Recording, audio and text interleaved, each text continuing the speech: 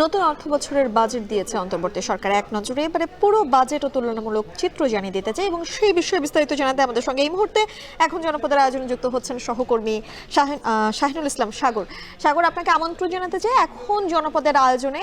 এবং আমরা যেটা বলছিলাম যে এই যে আজ যে 2025-26 অর্থ বছরের বাজেট ঘোষণা করেছেন অর্থ উপদেষ্টা, সেই পুরো বাজেটের যে সার্বিক চিত্র, এবার আমরা জানি গত বছর থেকে 7,000 কোটি টাকা বাজেটে কম নির্ধারণ করা হয়েছে এবং শিক্ষা, স্বাস্থ্য, পাশাপাশি আরও একটি কৃষি খাতে সেখানে বরাদ্দ কম রাখা হয়েছে। সবকিছু মিলিয়ে আপনার কাছে আসলে এই বছরের বাজেটটি কি মনে হচ্ছে এবং এই বাজেট সফল করতে উপদেষ্টা বা প্রধান উপদেষ্টা কিংবা সরকারের তরফ থেকে কতটা চ্যালেঞ্জের সম্মুখীন হতে হবে বলে আপনি মনে করছেন, একটু জানাবেন আমাদেরকে। অন্তর্বর্তী সরকার এই বছর তাদের প্রথম বাজেট পেশ করেছেন। সেই বাজেটটির আকার হচ্ছে 7,90,000 কোটি টাকা, যেটি আগের অর্থ বছরের চেয়ে প্রায় 8,000 কোটি টাকা, 7,000 কোটি টাকার একটু বেশি সংখ্যাটা সেটি কম হয়ে থাকছে। তবে কম হওয়ার একটি বিশেষ উপলক্ষ হচ্ছে যে এই সরকারের বিশেষ করে তাদের লক্ষ্যমাত্রায় হচ্ছে যে মানে অপ্রয়োজনীয় মানে অবকাঠামোগত উন্নয়নের ক্ষেত্রে অপ্রয়োজনীয় ব্যয় কমিয়ে সেটাকে একদম পরিপূর্ণ ব্যয়ের খাতাটাকে পূর্ণ করার যে ইচ্ছা সেটা অন্তর্বর্তী সরকারের রয়েছে। সে বাজেটটিতে আমরা দেখতে পাচ্ছি। আমরা বেশ কিছু মানে তথ্যচিত্র দেখব, সেখানে আরও আমরা বিস্তারিত জানতে পারবো। এবারে যে বাজেট রয়েছে সে বাজেটের প্রবৃদ্ধি যে আছে সেটিকে 5.5 যে জিডিপি প্রবৃদ্ধি ধরা হয়েছে। একই সঙ্গে আমরা দেখতে পাচ্ছি যে মূল্যস্ফীতি নিয়ে যে বর্তমানে যে টানাপোড়েনের যে একটা অবস্থা, বাজারের নিত্যপণ্যের দাম যে বেড়ে যাচ্ছে, এ সমস্ত বিষয় নিয়ে মূল্যস্ফীতিটাকে নিয়ন্ত্রণে সরকারের আরেকটি বড় চ্যালেঞ্জ হবে। তবে সরকার সেই চ্যালেঞ্জ নেওয়ার জন্য বাজেট পরিকল্পনা করেছে এবং সেই বাজেটে মূল্যস্ফীতির টার্গেট দিয়েছে 6.5, যেটি এর আগের অর্থ বছরে বিশেষ করে চলতি অর্থ বছরের যে 10 মাসে মূল্যস্ফীতি রয়েছে সেই মূল্যস্ফীতিটির সংখ্যা দাঁড়িয়েছে 10.3%।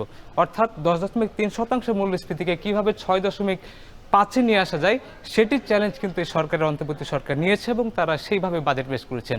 তা আমরা বেশ কিছু তথ্য দেখতে চাই। আমরা দেখতে চাই যে অর্থ বছর ভিত্তিক যে বাজেটের আকার সেটি আমরা দেখতে পাচ্ছি যে এই বছর যে বাজেটের আকার হয়েছে সেটি বাংলাদেশের ইতিহাসে দ্বিতীয় সর্বোচ্চ বাজেট।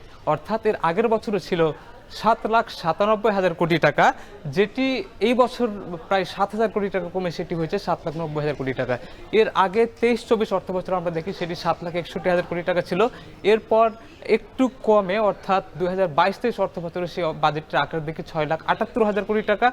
এর আগের বছর অর্থাৎ 2021-22 অর্থ বছরে সেই বাজেটের আকার আমরা দেখতে পাচ্ছি 6,03,681 কোটি টাকা। কিন্তু এই যে 21-22 থেকে 25-26 অর্থ বছরের প্রতি বছরে কিন্তু আসলে বাজেটের আকার সাথে বেড়েছে, কিন্তু গত বছর থেকে এই বছর শুধু 7,000 কোটি টাকা কমেছে। আমরা এই বছর বিশেষ করে সরকারের যে উপদেষ্টা রয়েছেন তাদের মুখ থেকে আমরা শুনেছি আগের অর্থ বছর অর্থাৎ চলতি অর্থ বছরের যে আগের সরকারের দেওয়া যে বাজেট আছে সেই বাজেটকে তারা ব্যয়ের মহোৎসব বলে তারা মন্তব্য করেছিলেন। অর্থাৎ অপ্রয়োজনীয় কিছু ব্যয় বৃদ্ধির কিন্তু এখানে বাজেট তাদের পরিলক্ষিত হয়েছিল, যে জন্য কিন্তু অতিরিক্ত যে ব্যয়গুলো সে ব্যয়গুলো কমিয়ে কিন্তু এই পূর্ণতার একটি বাজেট দিয়েছে 7,90,000 কোটি টাকা। অর্থ বছর ভিত্তিক একটি জিডিপি প্রবৃদ্ধি সে বিষয়ে একটু যদি জানতে চাই, তাহলে আমরা দেখতে পাচ্ছি যে জিডিপির যে আকার রয়েছে অর্থাৎ বছর ভিত্তিক জিডিপি যে প্রবৃদ্ধি সেটি আমরা দেখতে পাচ্ছি যে 2021-22 অর্থ বছর সে জিডিপির প্রবৃদ্ধিটা সবচেয়ে বেশি ছিল, সেটি ছিল 7.1%, যেটি কমে অর্থাৎ 2022-23 অর্থ বছরে সেটি নেমেছিল 5.78%।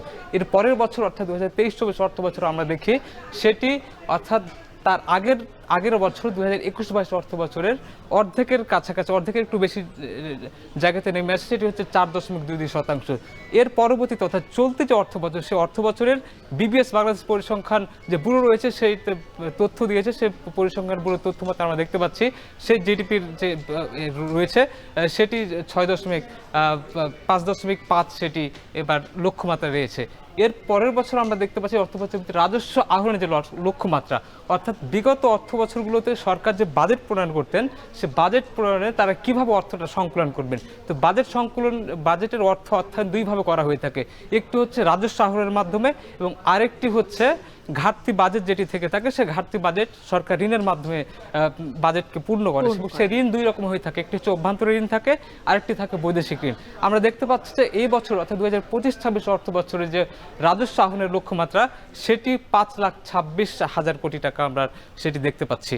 তো অর্থাৎ মোট আমাদের যে জিডিপির যে রয়েছে বাজেটের যে মোট আকার সেটি জিডিপির 12.7%, তার মধ্যে প্রায় 9% হচ্ছে রাজস্ব আহরণের মাধ্যমে সে বাজেটটা সংকলন করবে। সাগর, একটু বলবেন যদি এই যে 2025-26-এর যেই বাজেট নির্ধারণ করা আছে সেই 25-26-এর এই অর্থায়নের উৎস কোথায় আসলে? আমরা দেখতে পাচ্ছি যে বাজেটের যে টাকা আসলে আসে কিভাবে। আমরা দেখতে পাচ্ছি যে কয়েকটা মাধ্যমে টাকা আসে। প্রথমটা হচ্ছে রাজস্ব আহরণের মাধ্যমে, দ্বিতীয় হচ্ছে ঋণের মাধ্যমে। রাজস্ব আহরণ সেটিতে জনগণের থেকে সরকার পেয়ে থাকছেন, সে সংখ্যাটি আমরা দেখতে পাচ্ছি প্রায় 9% সরকার কিন্তু রাজস্ব আহরণের মাধ্যমে পেয়ে থাকবে।